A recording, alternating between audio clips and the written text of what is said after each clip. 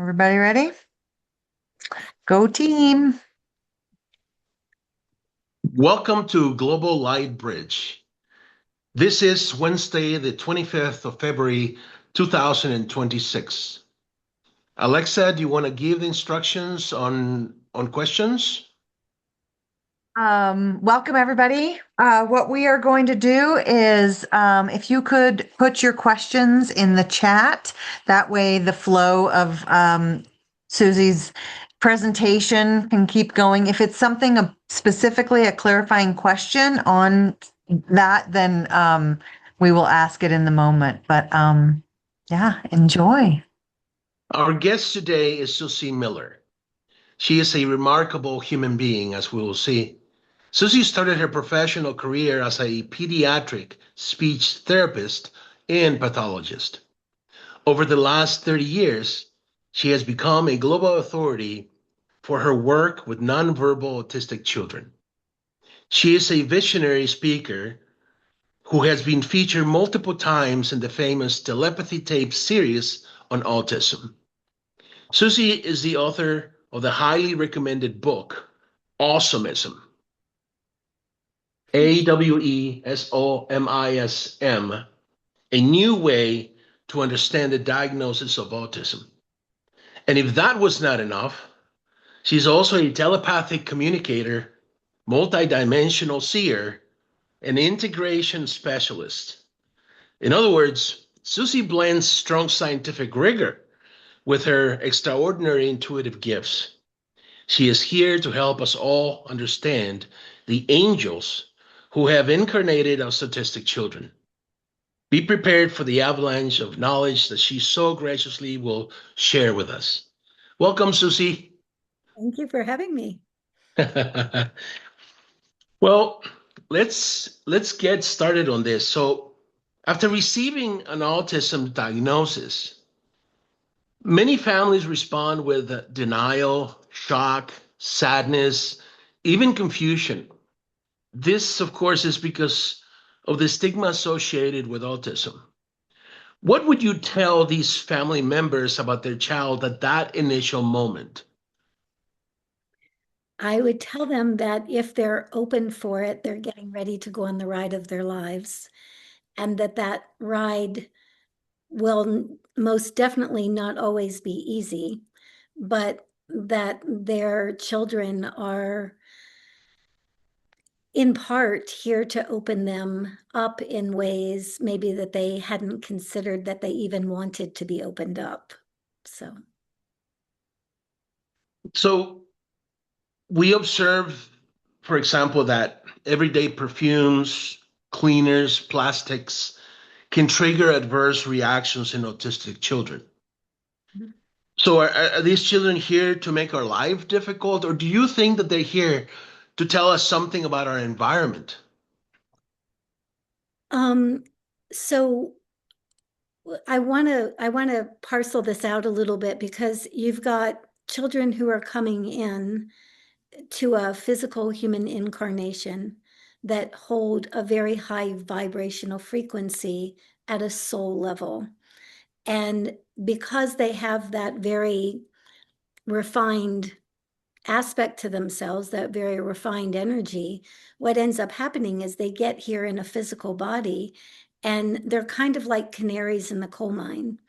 So anybody who is highly energetically sensitive will know this. It's my life as well, but mine at a very in a minimal way compared to the way these kids are experiencing it.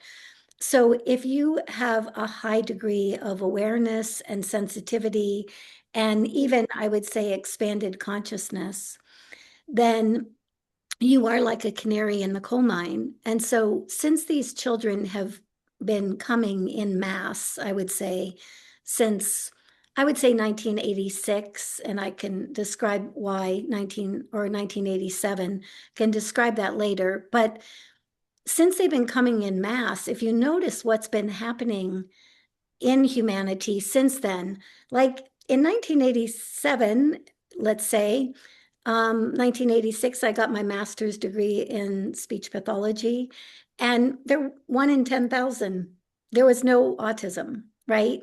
And so now, 1987, an opportunity presents itself for many souls to start coming in that are going to have this diagnosis. But as they come in, all of a sudden, not everybody believes in doctors anymore because vaccines are a question, or not everybody believes in the good old-fashioned American diet because things like wheat and milk and all these things that we were told that were, at the top of the food chart that we should all be having, those aren't working very well for these highly sensitive kids.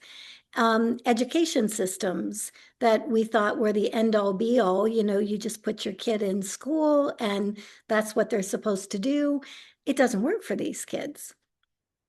And so they've been demonstrating since they arrived what works and what does not work for an evolving humanity.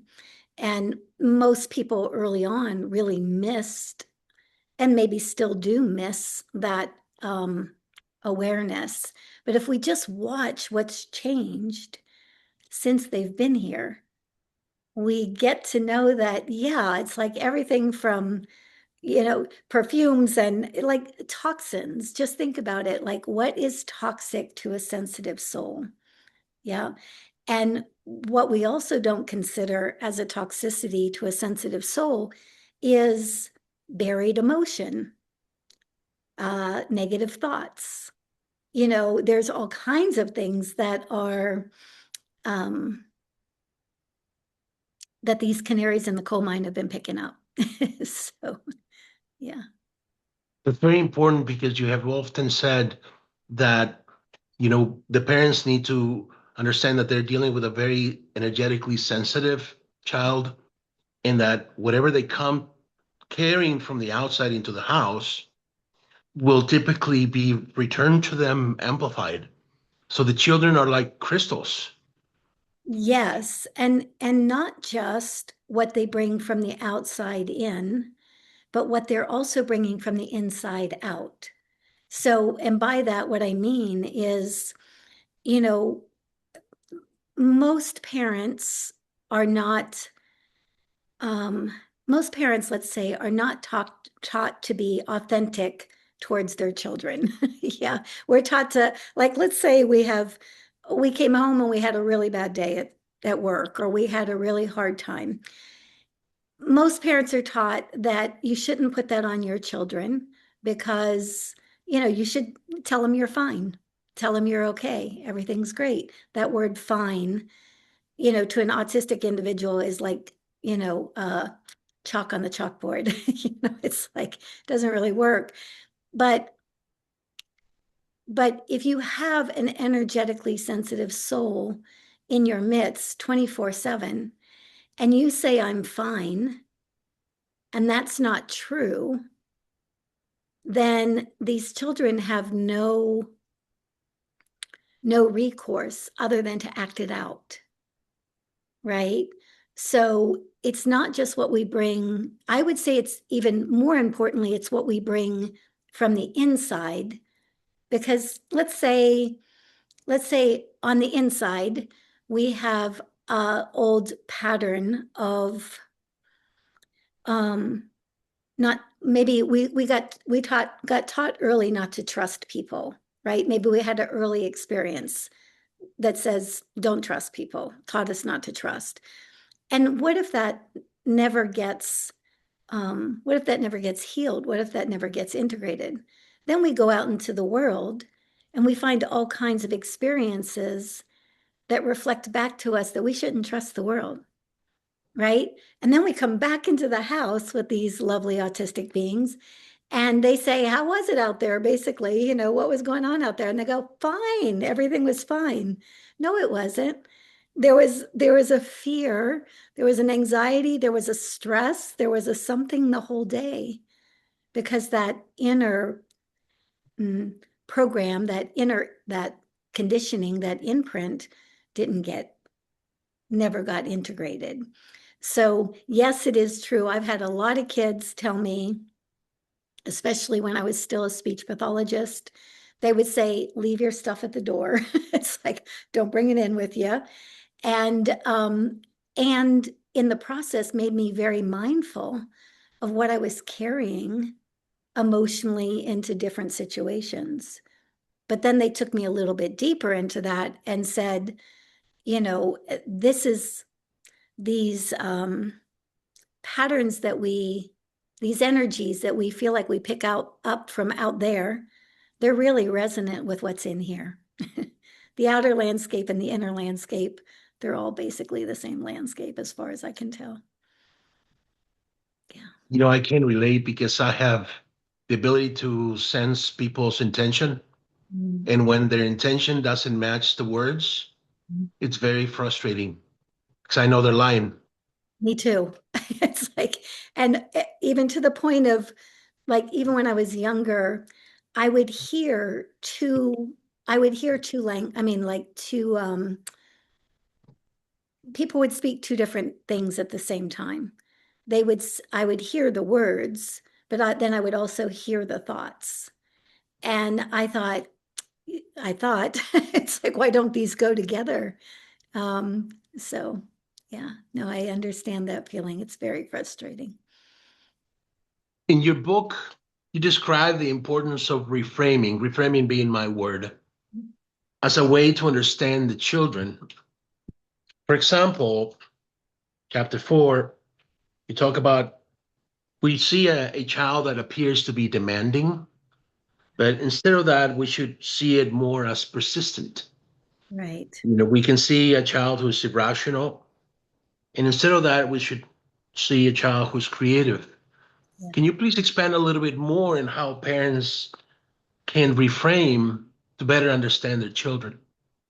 Yeah, and I think I want to reframe something from that because that book was written in 2008 and I've learned a lot even since then. So I want to reframe that as well.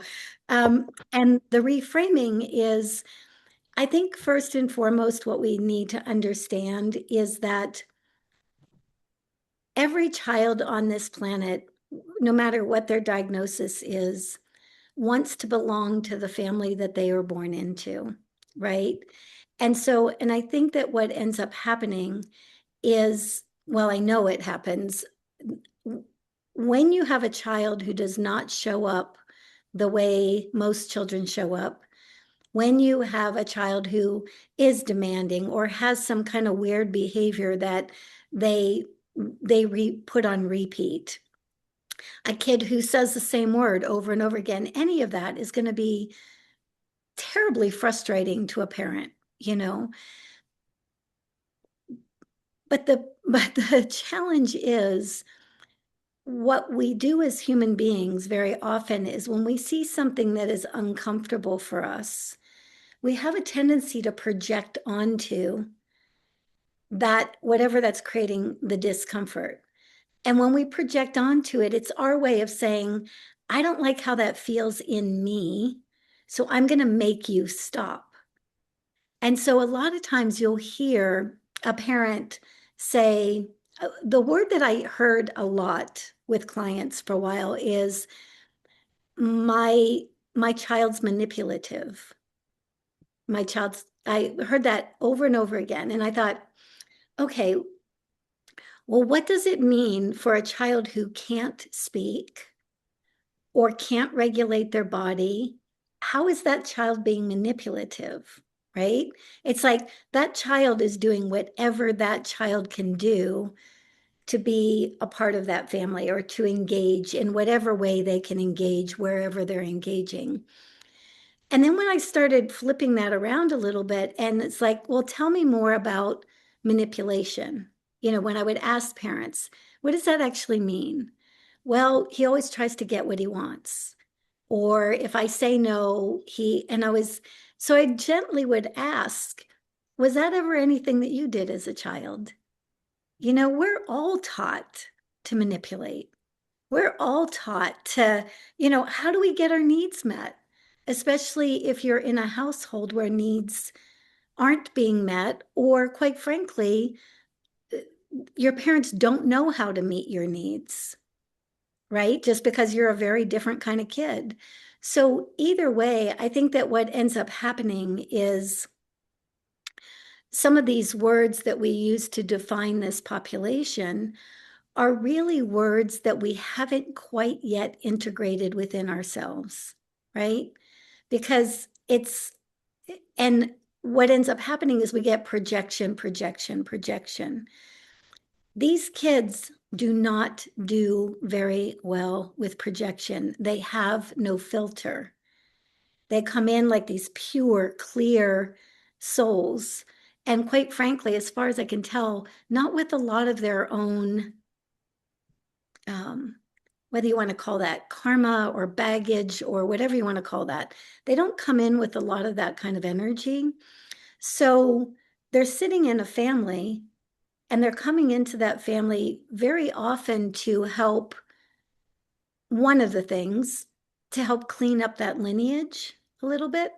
It's almost like they kind of go, I'm not going to be here until we start working on this stuff. We're the buck stops here. We're not going to keep going down through lineage, generation after generation, and not deal with some of these things that have never gotten, never been integrated, never been healed. So the kids kind of stay up and out. And then what ends up happening is because the kids are up and out, it pushes all the buttons inside someone that's trying to care for them or educate them or any number of other things. And then we start projecting this energy out onto them, right? Mm-hmm. And the more we project, the louder it gets. It's like, because they're kind of like going, no, I just am trying to help clean up this dynamic. So what I need you guys to understand is when I trigger you, that's a great opportunity for you to go back and love that part of yourself. Yeah. We all as parents, we have all experienced the terrible twos. Oh God. And that happens for about a year when the child knows exactly what they want, but they can't express eloquently for us to understand it. Yeah. So now imagine, this is how I think of the autistic children who have a much better understanding of what they want, but yet, they struggle being, let's say, normal in communication. They're exceptional, but we're not ready for exceptional. That's an understatement. Yeah. So, I recently I spoke with a father of an autistic child with potty training difficulty. That is when I remembered your comment about children struggling to process past and future time. In other words, I told the father to consider that his son may not understand that he will need to potty until it's too late and it surprises him. Mm-hmm. All because he's not able to understand. It's a revelation, and so can you please explain to the parents how is this difference in time perception? Because I think it's very telling on the kind of difference that these children bring. Right. So there's a couple different places I want to go here because I want to talk about the neurological aspect of this as well. But just at a very fundamental level, let's say that this child is not fully, that soul is not fully connected to that body. That this body is functioning in time and space. We're 3D bodies, we're functioning here in time and space. And so to whatever degree we are integrated into our bodies, we can function in time and space, right? These kids they're not fully connected to their physical bodies. That's why when you look at them and they're looking around or flapping their hands or making weird sounds, most parents will say they're not here. Like they're not here, meaning they're not here in the living room. They're not here in the house. Their attention point, their consciousness is somewhere else. And so if the consciousness is somewhere else and it's not anchored in 3D physical reality, they do not have the same representation of time as we do in the 3D reality. And so this is also the reason why, you see kids who have repetitive behaviors. The kid that takes the little car and rolls it across the table and it drops off the other end 1,000,000 times, right? He's watching something move through time and space, but he hasn't quite got that figured out because he's not looking at it through the lens of being in time and space, right? In that 3D reality. So you get repetitive cycles over and over and over again, trying to figure this out, right? You've got kids who are more tuned into, let's say, energy or subtle field movement. And so they're flapping their hands. They're get it out, get it out, get it out. Well, again, if they're not in the body and they're not just paying attention to the five senses and that 3D experience, what you end up having is kids moving energy all the time because they don't know that they're not fully in their bodies, right? So they're moving the subtle realm instead of the dense realm. Yeah. The other thing I want to say about this is that there's all kinds of information now about the neurology of autistic individuals. And number one, most of these individuals have much bigger gray matter, brain matter, than most of us do. But the other thing that's really interesting in their neurology is their right hemisphere is much more open than their left hemisphere, right? And so that right hemisphere being much more open is also present in meditators or people who have psychic abilities or people that have that field of consciousness opened up to them. So again, those individuals can kind of go between realms and realities very easily.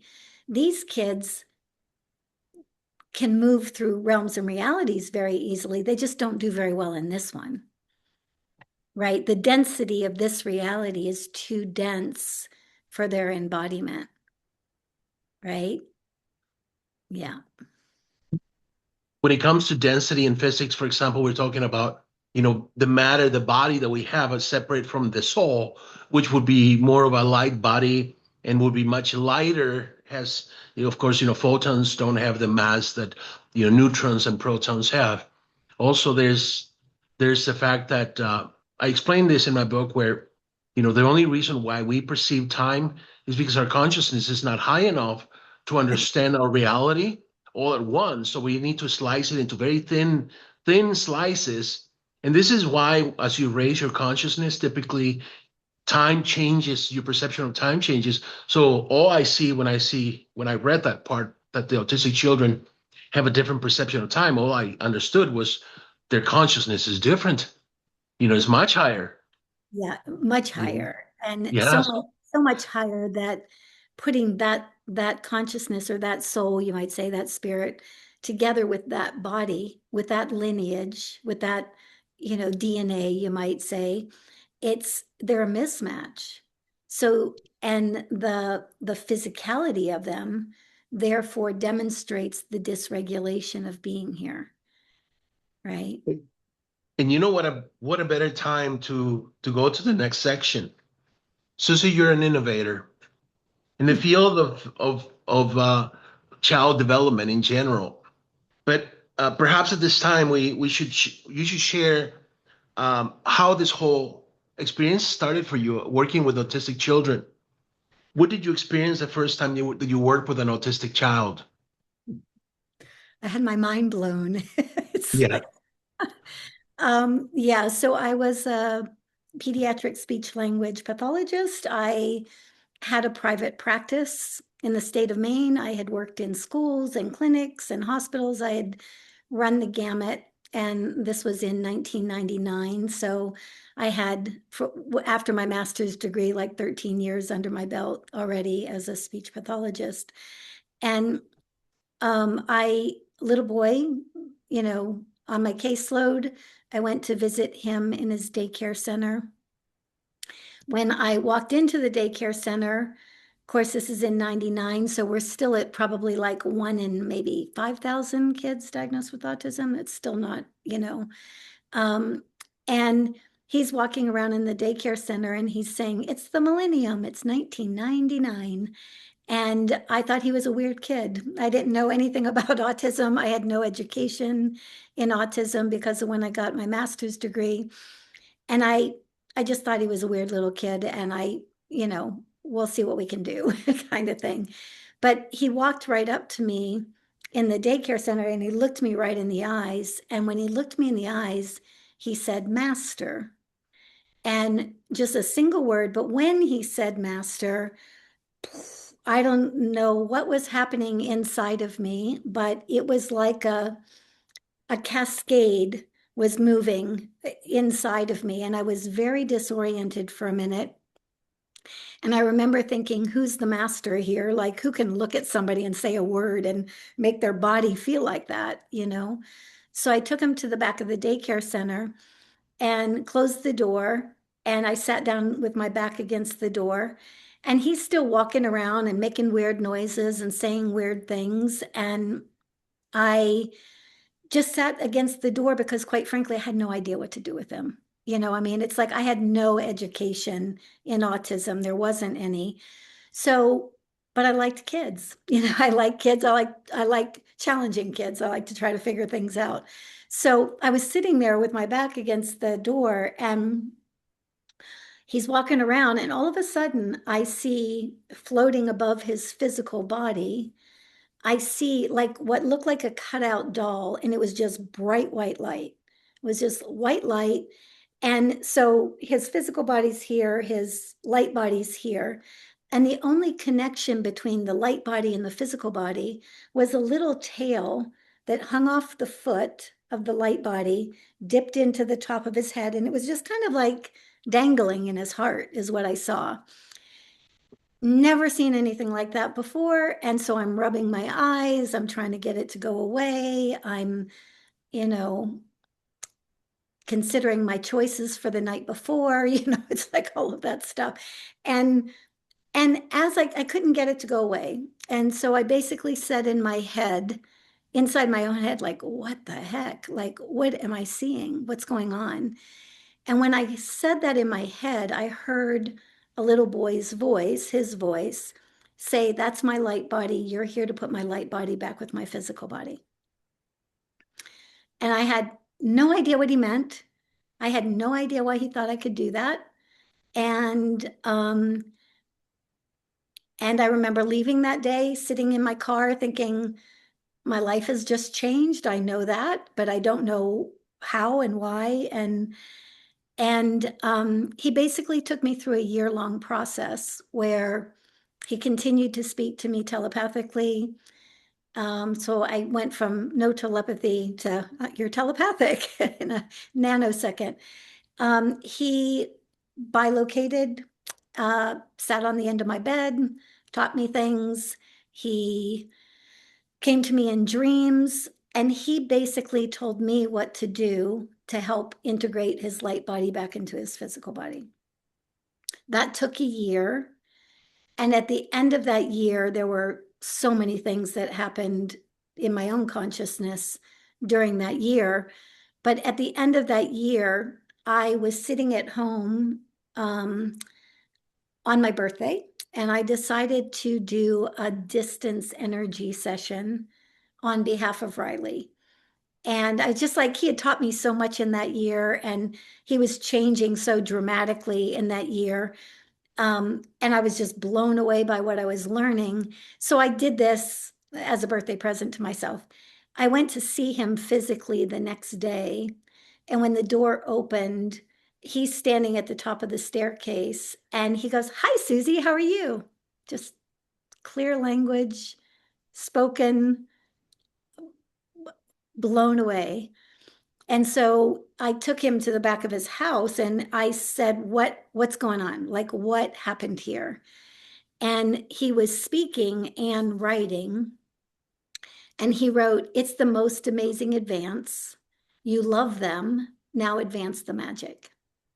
And so several other pieces.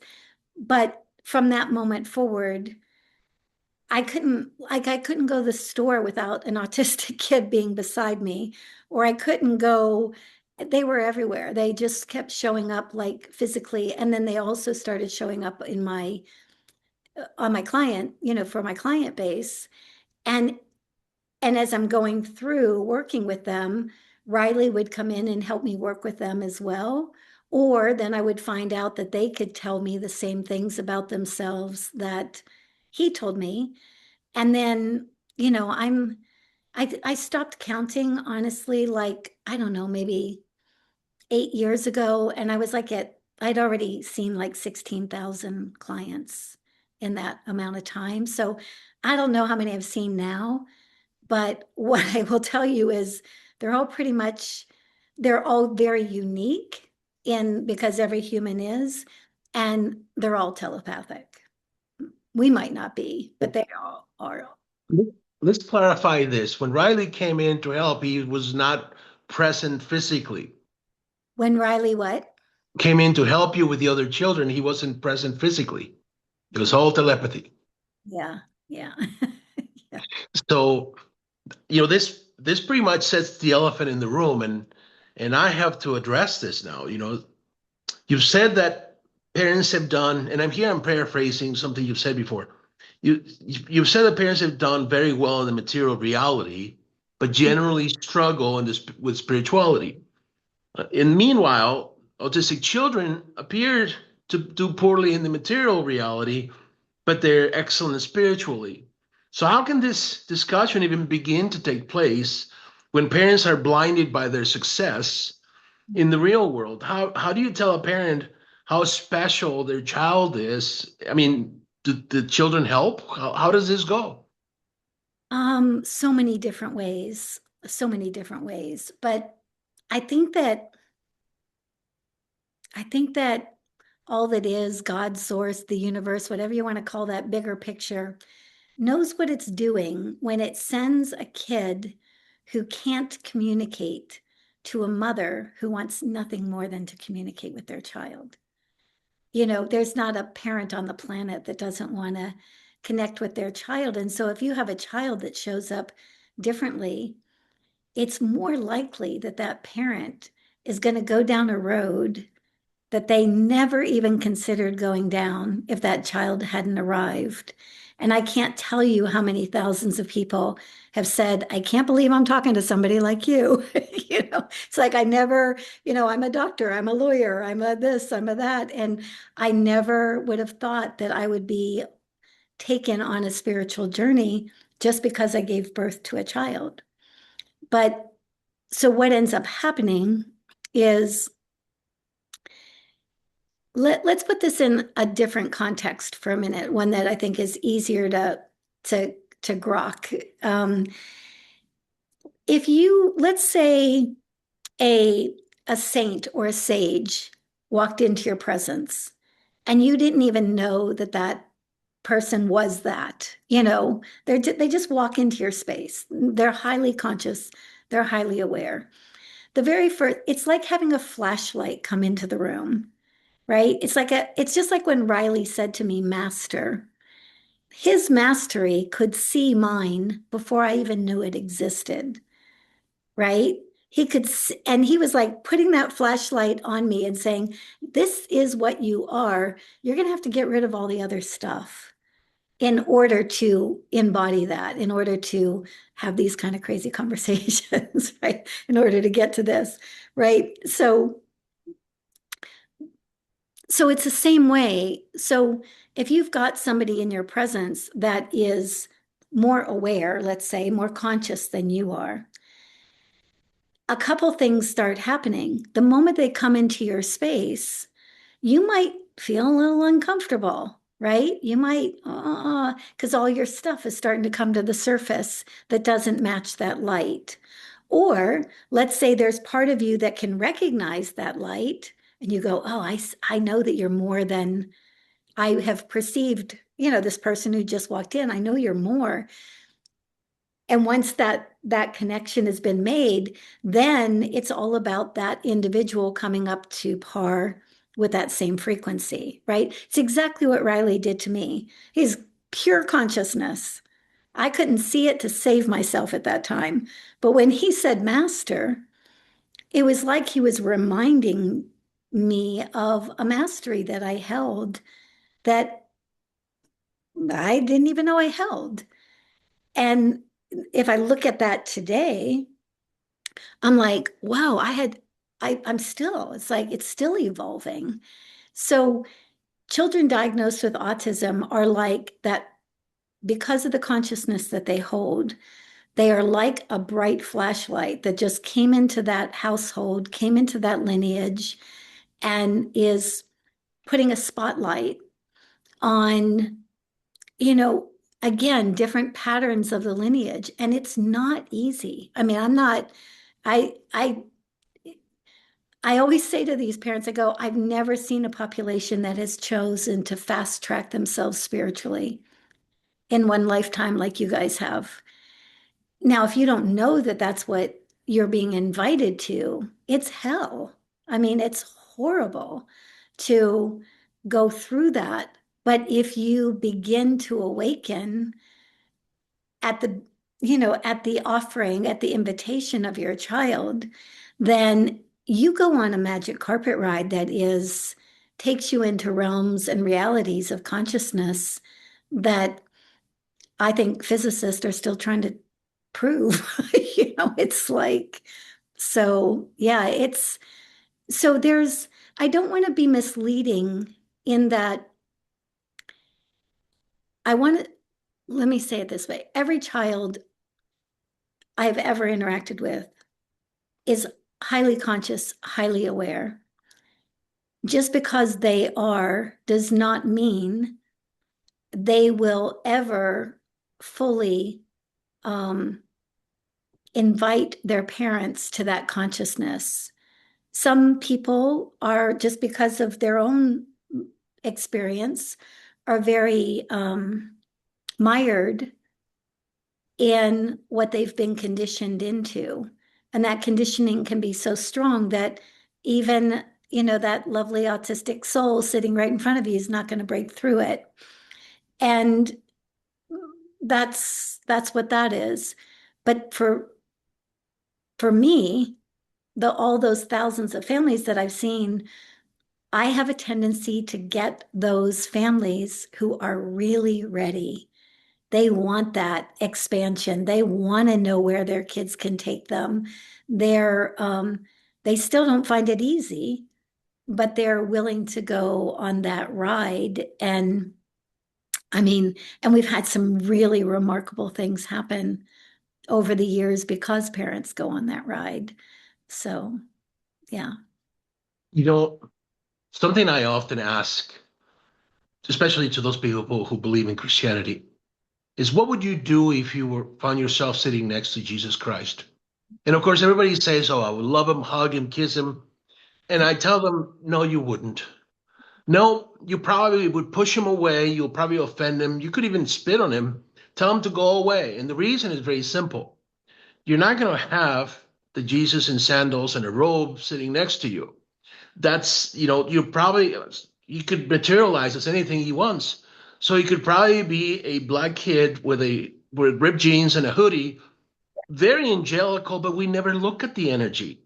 We only look at the superficial aspects. And that, of course, is the challenge with autistic children.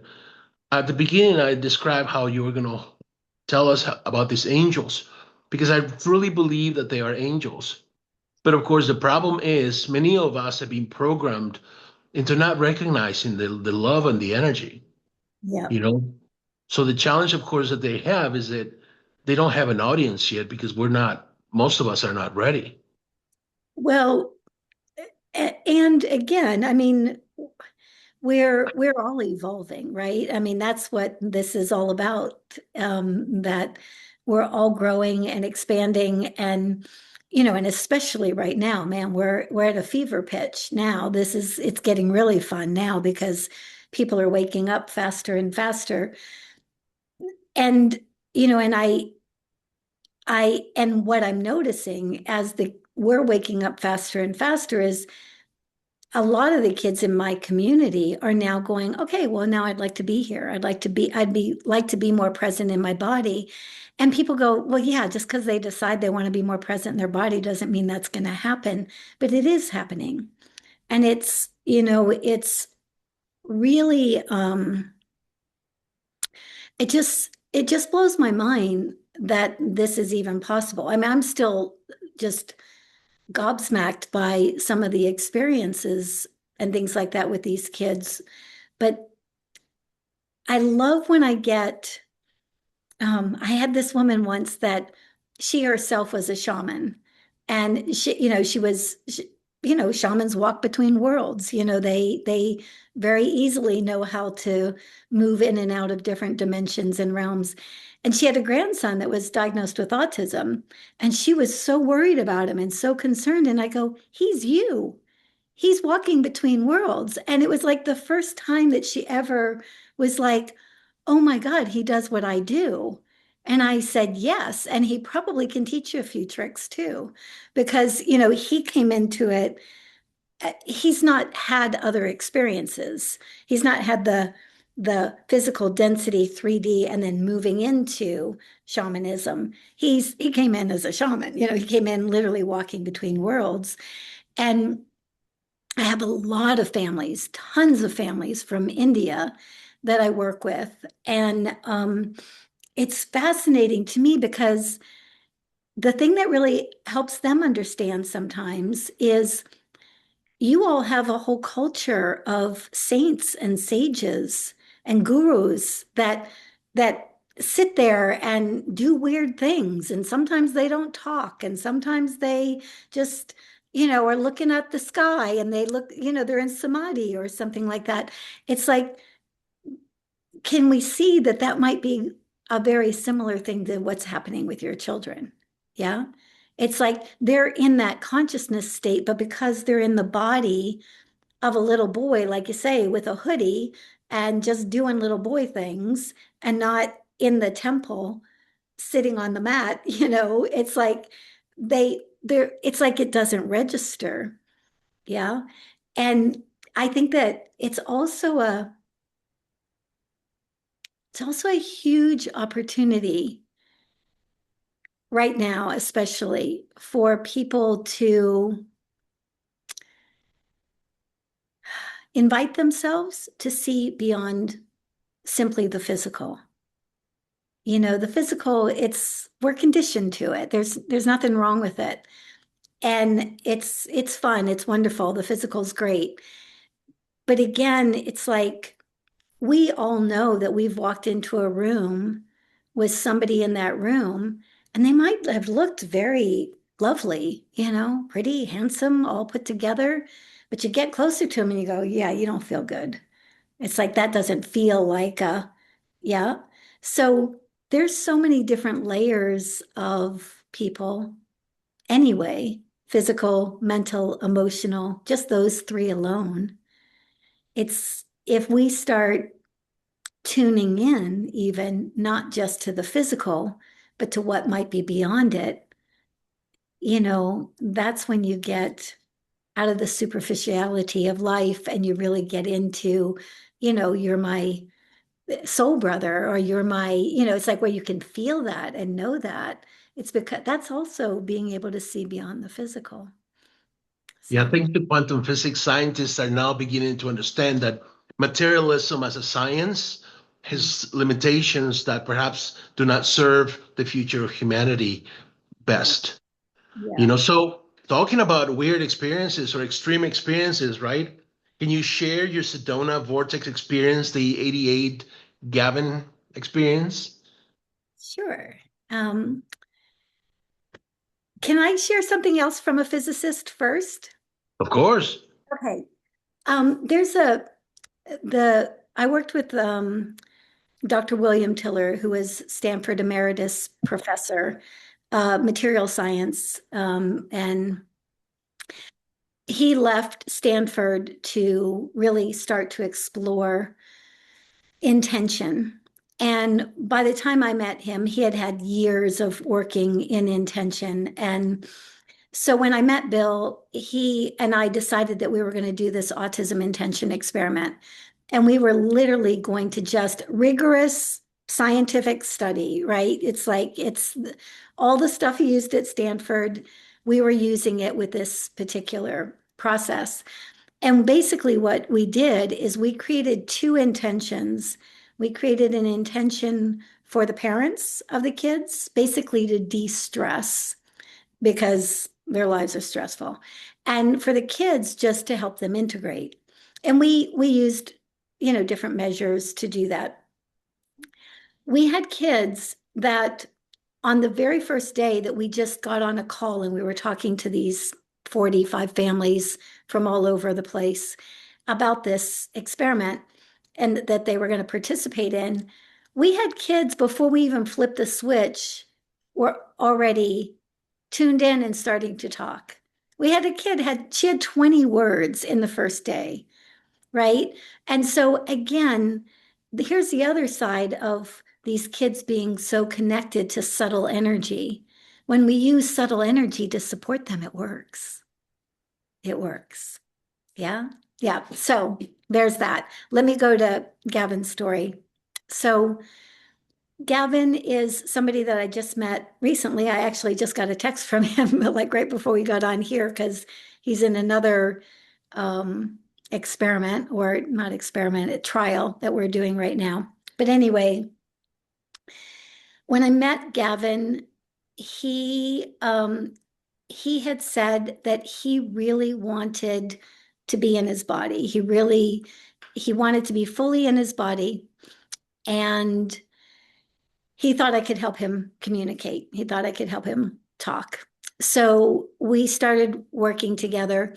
And then all of a sudden, his mom said, Gavin would like to meet you in Sedona. I live an hour from Sedona. And so he said, I'd like to meet you in Sedona in a vortex. And if I'm honest, I was like, really? It's like meeting a vortex. Okay, great. I have a lot of people ask me to meet them because I work with people all over the place. I usually say no, honestly, and because I'd be doing it all the time. But in Gavin's case, I heard, no, go see him, go see this kid. So I drove over to Sedona. They were staying at Enchantment Resort, which was another clue that I should go. But anyway, as I was on my way over there, I'm driving my car there and I hear play the song 1,000 years.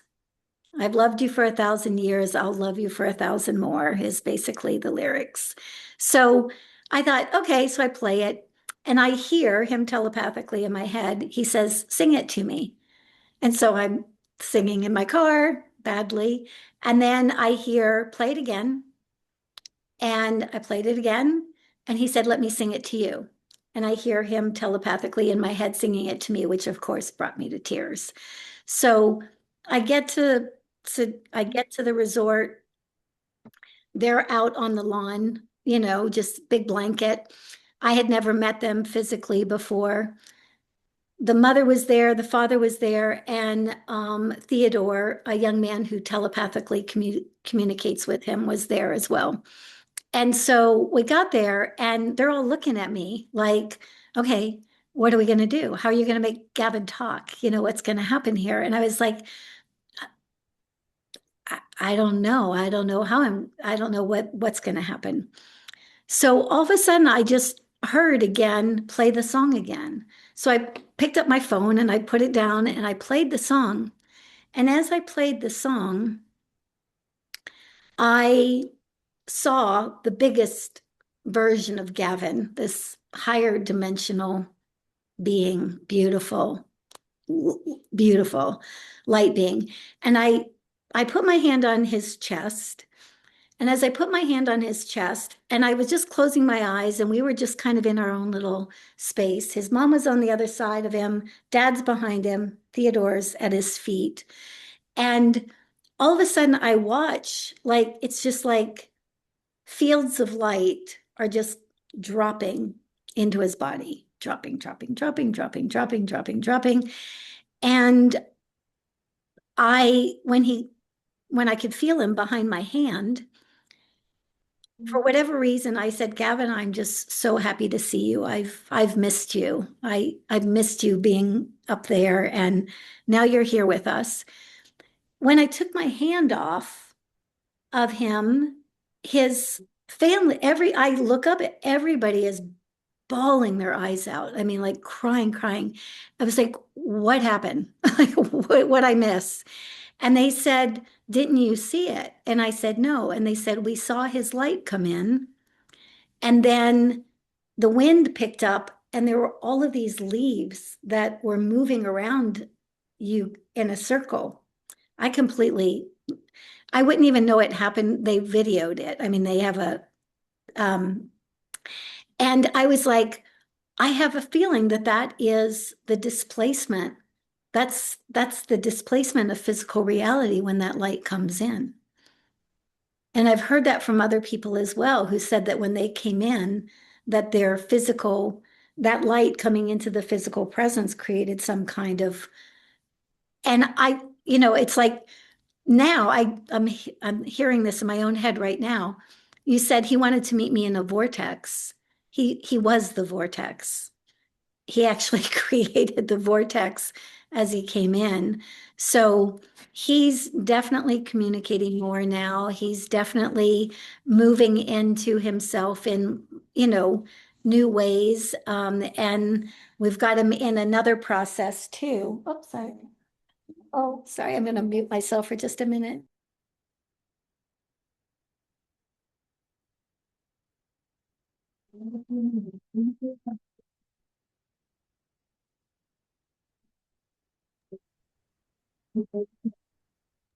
Sorry.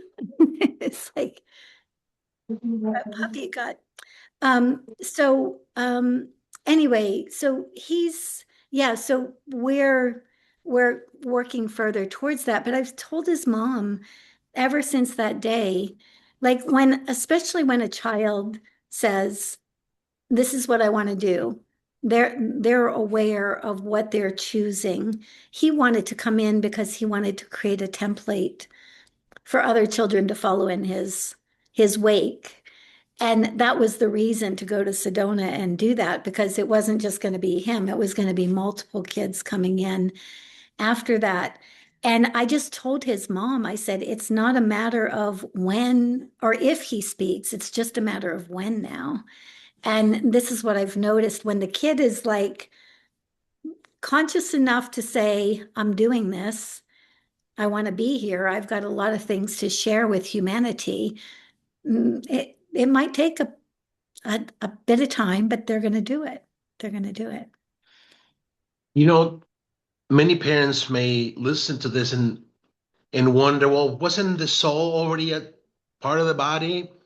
And what happens is that, and I read it in your book, and you talk about it. It also in Telepathy Tapes is mentioned. They can't control their body because there's not a full connection between the two of them because of the difference in frequency between the soul, the light body, and the physical body. We live in a world with so many pollutants that it lowers our energy. Right. And here's this very high energy being.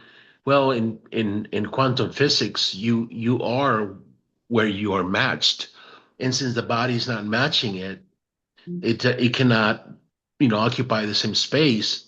And what a beautiful experience on that you had over there. A lot of people don't know that when you're exposed to tremendous love, you actually become overwhelmed and you cry. So anytime you're in the presence of an angel, you will cry. And that's what happened there for everybody that was present. You know, that's a It's beautiful story. he wrote after we got finished with that, everybody was like, okay, well, what do we do next? And it's like there's no doing in any of this either. It's like we show up, we're present, we offer what we can offer in that moment. And so after that happened, everybody's okay, what do we do next? And I said, well, Gavin's just dropped in from very, very far away. He's going to want to sleep for about 4 or Yeah. 5 hours, right? It's like he's going to need a little integration time. So he went back to the hotel and he went to sleep. The reason that the enchantment resort was important to me and another clue to go was in 2012, I did a live event at the enchantment resort and in Sedona. And at that time, on the third day of that event, it was like the whole ceiling opened up and there was nothing but light above the ceiling or in place of the ceiling. And when that happened, I knew that the collective consciousness of the kids were going to start coming in. So, and that day, I was on my knees in tears. So while Gavin was sleeping, Theodore and I went to see if I could find this room where I had done this live event. And of course, the only door that's open is that door of that particular room. So I went in and had that experience. And as we were walking back, I got a text from Gavin's mother, and Gavin had said something to her, and this is why we do this. He said, tell Suzy that I've known her for 1,000 years, and her kindness is as reliable today as it has always been. Wow. Right. And I'm Wow. like kind of going, okay, that's just a humbling experience. I mean, I don't know what else you do with that other than and appreciate the wisdom of this young man. It's like the wisdom that has to come out as he's typing on a board or trying to regulate his body. It just, yeah. So, yeah. And clearly, these children are here for a reason. And now, most parents probably hear what you say and think it's very nice, but my child is not that. Mhm. Yeah. You know, it's difficult for them to bridge the gap. It's true. And it's a little tricky one too, because the kids always say, we see what we see with, right? So if we're looking through the lens of I'm broken, there's something wrong with me, I'm going to see you're broken, there's something wrong with you, and not everybody has had, these blowout kind of experiences where it shifts your consciousness like in a nanosecond. So I'm not condemning anybody for what their view is, but what I will say is that if parents even start just even considering putting little question marks around things that they thought were solid, well, maybe what if he understands absolutely everything I'm saying? His body just can't show me that. What if I do assume competence? What if maybe he does have something to teach me? And at the very least, it might be compassion and love for somebody that doesn't have the capacity that we perceive that we have. There's so many different layers of this, but the opportunity to grow, whether it's a little micro movement or whether it's a huge, spiritual leap, it's all wrapped up in that kid that's sitting right in front of them. And I think the more we can start putting question marks around not what's wrong with me because I have this kid, because I hear that a lot too. Am I being punished? It's like this kind of thing. That's one vantage point. That's one way of seeing the world. But the moment that we kind of go, well, how might this be actually working for me? Like, what is this designed to do for me? How can I grow from this? When we start just asking like little bitty questions instead of making hardcore statements all the time, something opens up. We all know that moment that we kind of choose to open up, the book falls off the shelf at the library, or somebody's talking about something and you overhear it. The universe works in wild and mysterious ways. But I think one of the things that we do absolutely have to do is we have to assume that they're in there, because they all are. They all are.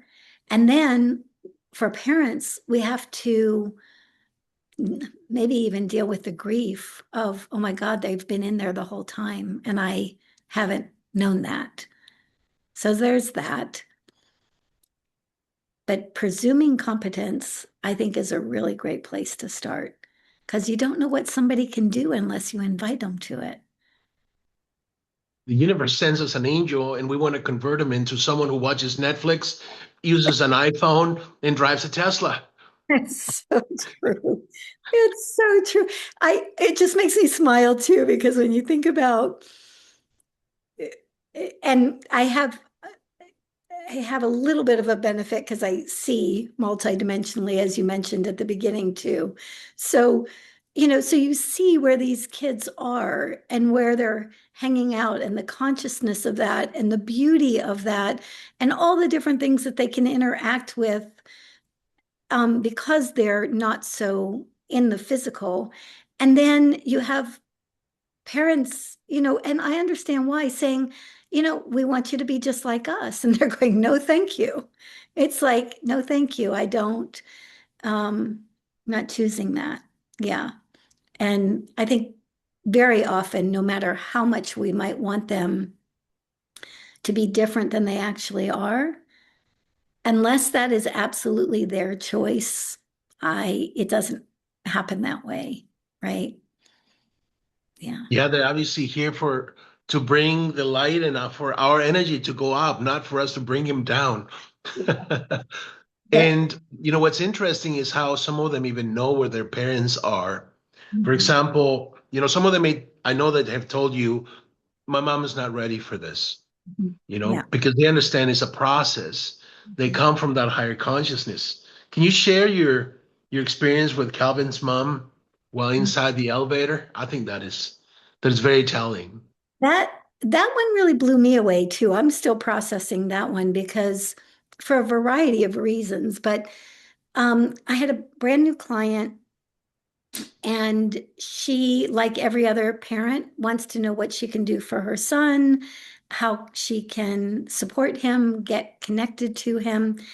And just like at the beginning of any session, the first thing I do is I close my eyes for a second and I connect with the child that I'm being asked to connect with. Well, this time Calvin, when I connected with him, I was sitting right here at this computer in this chair, and I felt like, with my eyes closed, I felt like somebody physically like moved past my body. And I didn't open my eyes because I was still connected. And then what I saw in my mind's eye was this young man walk beside me, and then walk out in front of me, turn around and look at me. And he said, "Oh, you're talking to me." And I said, "Yes, I've telepathically communicated with thousands of kids." And I was like, "Why is this any different?" And he said, "Because you're not communicating with me from your world to my world. You're in my world. You're in the dimension that I hang out in," you might say. And I was like going, okay. And I was a little disoriented. And this is a brand new client, and I don't know what I can say yet and what I can't say. And so I just told her, I said, "This is what's happening. And this is what happened. And this is different. This is new for me. So let's see where it's going to go." So I went back and I said to Calvin, closed my eyes, and I said to Calvin, "Okay, whatever just happened, happened, but your mom still has questions. She still wants me to ask you things." Typically, when I do that, the parent asks the question, the kid answers the question. I'm just the intermediary. This time he said, "Bring her to me." And I went, "In consciousness, like she's asking the questions here, you're here." He said, "No." He goes, "You're with me." you go get her and bring her to me. And I had no idea what she was like, okay. And so I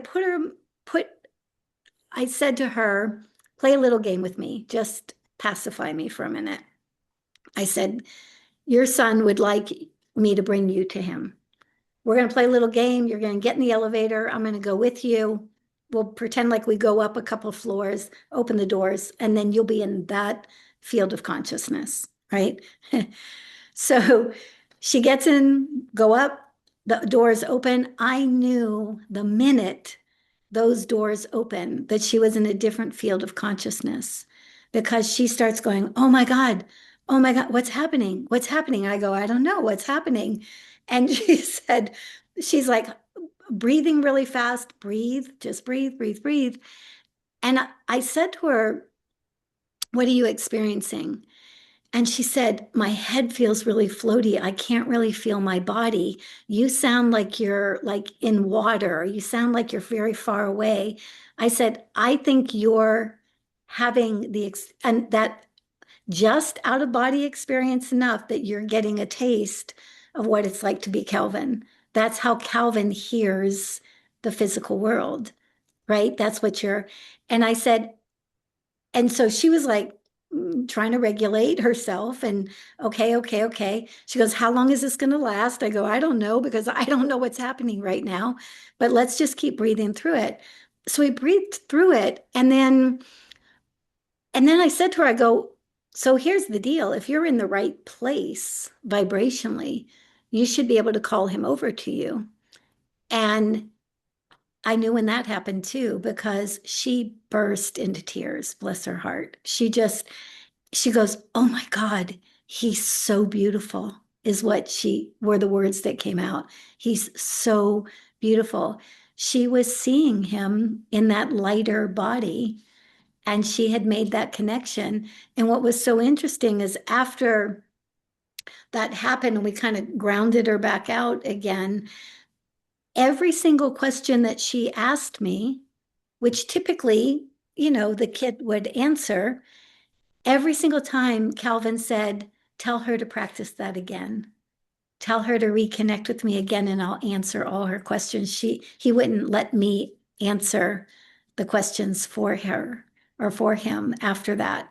So it's like you brought her to me and now we can make that happen. So, and she's still working with that, still working on that. So What a beautiful moment. was there's been so many, honestly, it's so many. This is the thing. It's like I have my science background, I have my education background, but you can't deny the things that happen to the heart. You can't deny the things that just open you up in ways that you didn't even know you could be opened up. So, yeah. And of course, the next question for most parents will be, so are all autistic children telepathic? And what other gifts do they carry, in plain sight? I like to say that because we function in the world of separation, we see everything through the lens of separation. But if you're functioning in a unified field or in a field of oneness, a field of, yeah, that we're literally all one, doesn't it make sense that you can telepathically communicate with somebody else? There's no distance, there's no separation. It's not even a parlor trick. It's like we're one. And so reading minds, reading emotions, healing beyond time and space, these are all things that quite honestly are just part of being that field of oneness. There's no separation. Yeah. And so, you know, and it's so interesting to say those kinds of things, especially with parents, because you say something like that, which I do often in some of my courses, and the parents' first thing is, oh my God, they can read my mind. Meaning, oh my gosh, it's like I have all of these thoughts and worries and concerns, and maybe I don't like them very much that day. And oh my God, can they read my mind? Yes. And they're in a field of oneness that they also have a heck of a lot more compassion than we have for ourselves. Yeah. They understand us better than we do them. Just like Riley. I mean, Riley knew me better than I knew myself. I mean, if you had told me that I would be having this conversation with you guys back when I was a pediatric speech pathologist, I would have said you were nuts. But, if these kids can open us up in these ways, right? Then, yeah, I've never met a child, verbal, nonverbal, anything in between, who is not telepathic. But also, it is true that every human being on this planet is telepathic. We just have been so conditioned out of it that, we think that we have to use this limited communication. And isn't it also true that those saints, those sages, people who open up their own consciousness, it gets harder and harder to find the right words, for a moment, especially something beautiful or something, magical. It's like, ugh, just don't even go there. The words aren't going to do it. So, Well, the language of the universe is emotions. It's not, the way we write it, so for everyone, please, awesomism. And please, Susie, tell us where people can find you. SuzyMiller.com is probably, Easy. yes, yeah, yeah. And I'm Suzy Miller, so SuzyMiller.com. Yeah. Alexa, do we have any questions for Susie? We do. And I just want to say, Susie, the space that you hold is just stunningly beautiful. And there were about 4 or 5 times I got full body goosebumps. And I love the way that um it's an honoring of these amazing beings. So thank you for what you do. And yes, we have some questions. um How do these children learn and process information? Um, Very differently than we do. They are a lot of times that kids who end up with a diagnosis of autism also have a diagnosis of like a auditory processing disorder or a sensory kind of disorder. And so there's the physical representation of that. But then the bigger question, how do they process? They process with wide open right hemisphere. They process subtle dimensions in ways that people who have a more neurotypical brain chemistry just can't even fathom. Yeah. So there's so many different, you can feel it. There's so many different ways to speak about these kids because there's so many different lenses through which people are looking through. But if you go to the one that feels most comfortable for me, they process almost, this will sound weird, they process spherically instead of in a linear way. They process all at once. And that's also why it can be very overwhelming for their bodies. Yeah. That's I wonderful. something I learned from the telepathy tapes is that as we try to teach these children as if they were kindergarten kids, and meanwhile they are developing their knowledge in advanced mathematics, they're learning hieroglyphics, they're learning 5 languages, all without us noticing anything. So, the I've, anxiety perhaps. I've Go ahead. interacted with I interacted with so many kids who understand and speak multiple languages. Nobody in their house speaks multiple languages. There's a woman who wrote a book very early on. Um, Christy and Adri, they wrote a book called The Child of Eternity, a child from eternity or of eternity. Anyway, this is back in the 80s. This is well before this was a conversation. And Adri knew geography in other parts of the world that she can't get out of her house half the time, let alone like go and research this. There's nothing about that. But again, if you put it back into the field of oneness, of course I can be anywhere. Of course I can see anything. Yeah. And it just, I think that's what we're moving. Yeah. We're moving out of this era of separation. We're moving out of the Kali Yuga, which we just left at the end, March of last year or something like that. We're moving out of this age of separation, and we're just now coming into this field of oneness, we're moving out of the head and we're moving back into the heart. It's like this is a natural evolutionary trajectory, you might say. And so the kids have just been leading the way the whole time. And I guarantee even 2027, even, and beyond that, just watch how much this just, oh my gosh, the autistic brain, and oh my gosh, they can solve all these problems, and oh my gosh, they can help humanity grow in the physical domain. Of course they can, because they've got so much more information than we do. And it breaks my heart, honestly. And I've talked to so many kids about this. You think about that 12, 15, 18-year-old who's been sitting in a special ed classroom doing their ABCs for 12 years. When there's a physicist inside there, or when there's somebody who knows quantum reality, or there's somebody who, at the very least, so many of these kids are deeply philosophical. They are deep poets. They're artistic. There's so many gifts that are natural to this population.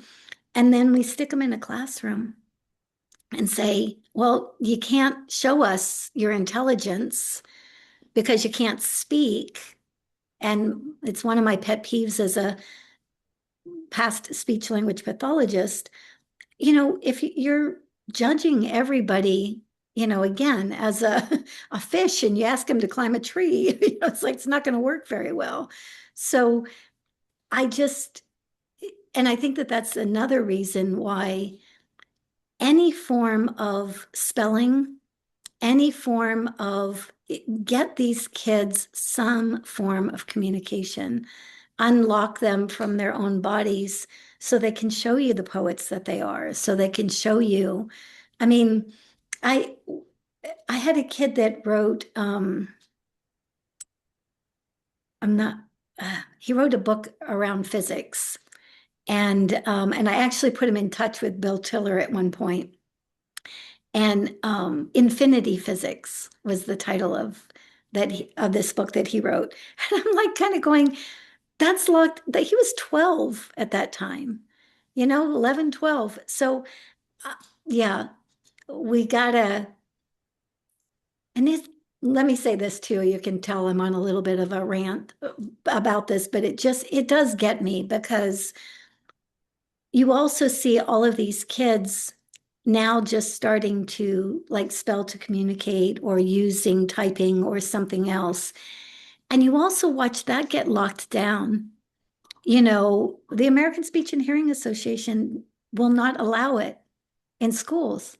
You're the American Speech and Hearing Association. Why would you not allow something that would allow somebody to communicate? Oh, well, that doesn't work because it's fake, or it's this, or it's that. No, it's like I've been firsthand watching families communicate like this, and it's profound. And it's very often the first time that the parent ever knew that the kid was in there. So, yeah, anyway. You have other questions, I'm sure. Gives them hope. Well, you sort of answered this one, but is there anything else you want to add? The question was, are they here to help with rebuilding the civilization? If so, how can we help them to proceed? Absolutely here to help rebuild. We're going to be more and more aware of that and utilize their gifts more and more. And what we can do to help with that is do our own inner work. Yep. do our own emotional processing work, do our own unlayer all the conditioning that's been layered upon us, because quite frankly, we are them as well. It's just that we've been so conditioned out of it. It's almost like I always see a like a flame in the middle of us that has just been dampened by all kinds of societal norms and fitting in and making sure you do the right thing at the right time. And it, when I ask the kids if I can give your parents one thing to do that would help you, they said two things. They said, one, be real, be authentic, say what is, because everything else just it doesn't make sense. And the other thing is go back and love those parts of yourselves that never got loved. Because that's what's holding us back from being telepathic, from being, we just got conditioned into being just little old humans. Nothing special here, you know? So, Have you ever had experiences with autistic adults? yeah, lots of them. Yeah, yeah. It's And no different. It's just mhm.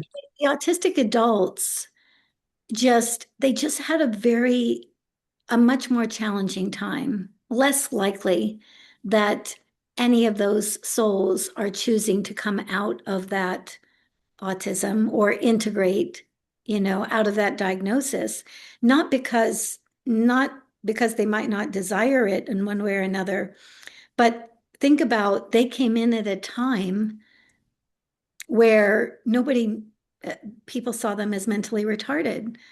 If the body wasn't working, then the mind wasn't working. It's like they didn't see that the body and the mind weren't necessarily um, a reflection of each other. Yeah. And so they came into environments where people treated them like children for their whole lives. And after a period of time, you just are a child.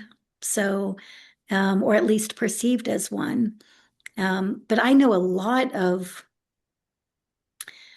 women, men in their autistic individuals in their 50s and 60s, even that are just amazing, lovely human beings. And they're also telepathic and they're also in there. They just never had the opportunity to express that. So and when I asked them, because that would be, that hurts the heart a little bit, to know that. But when I asked them, they said, no, at a soul level. It's like we had to come in and start seeding so that more and more could come in, and then more and more come in, and then just watch. I mean, I don't know if you're familiar with Richard Rudd. He wrote a book called The Gene Keys. And Richard Rudd talks about the fact that in 2027, through the Gene Keys, every child that is born will have that autistic template, you might say. They'll have that autistic, um, they just are not going to have the challenges that those that came before them had, because they're going to be in an environment that is much more available. Yeah. Mhm. What was so special about the year 1987 regarding autism? There was an astrological configuration called the harmonic convergence in 1987. And it kind of, you might say it just, the way I understand it from the collective consciousness of the kids is that even before 1987, humanity was already kind of in this place of like, we need some help here. It's like this is too heavy, too dense, kind of going in the wrong direction. And whether people are aware of it or not, when people start collectively asking for something, we receive it. We receive it. We don't know how we're going to receive it, but we receive it. And so what they said is the harmonic convergence was kind of an astrological configuration that allowed higher frequency souls to start entering the physical domain. So physical realm. Yeah. So Then we have some comments. So Alex says, we're moving away from the industrial age mentality. Alberto's book describes the deterioration of that period very well, to the quantum age. All generations have members in the autistic spectrum. Those human beings have extraordinary abilities. I wish and I pray that their extraordinary abilities are allowed to surface. We need them now. Thank you. We definitely need them now. And then Mark says, perhaps they are not in there, but just are there. I love that. Yes, yes, I love that. And then Alex was saying, agreeing at one point about the horizontal alignment and that 3D language is very limiting. And then one more question. Mark asks, would you expand on subtle energy? Expound on subtle energy. This is when I wish I could channel Bill Tiller because he's really good at having this conversation. Subtle energy is really anything that is beyond our five senses. You know, anything that you can call it that sixth sense, but it's much more than that. When I wrote Awesomism, at the beginning of Awesomism, I put in a reference to the book, the Dr. Seuss book, very technical here, called Horton Hears a Who. And the reason I put that there is, you know, you have an elephant in that is able to hear things at a more subtle level that other people can't hear. And because he hears it and speaks about it, everybody thinks he's crazy, right? But he can just hear in a more subtle way. And so if you take our five senses, I talk about this in a class I offer, the integration series too. But if you take those five senses and let's say you create each subtle field around those five senses gives you a vaster scope of the energy that can come through that field. So, you know, for instance, you know, my dog can smell things I can't smell, right? You know, a blind person can feel and sense things at a subtle level that I can't because I have eyes. You take my eyes away, I'm very quickly going to learn that more subtle field, right? But that's just the beginning of this, because when we're talking about subtle fields, there are multiple fields of experience, expression, reality in oneness. And quite frankly, we can tap into any of them. You know, if we can, like you were talking about remote viewing beforehand, like we can tap into all kinds of subtle fields. And in my world, subtle just means that which is not physicalized, that which is beyond the five sense physical 3D reality. So that subtle world is beautiful, unique, and available to every single one of us. We're just so conditioned to tuning into what is physical. I hope that hits it, but yeah, subtle. Subtle is, yeah, just that. Subtle. Mm-hmm. Carrie asked, can she share a quick experience she had with an autistic child? I would love that. Sure.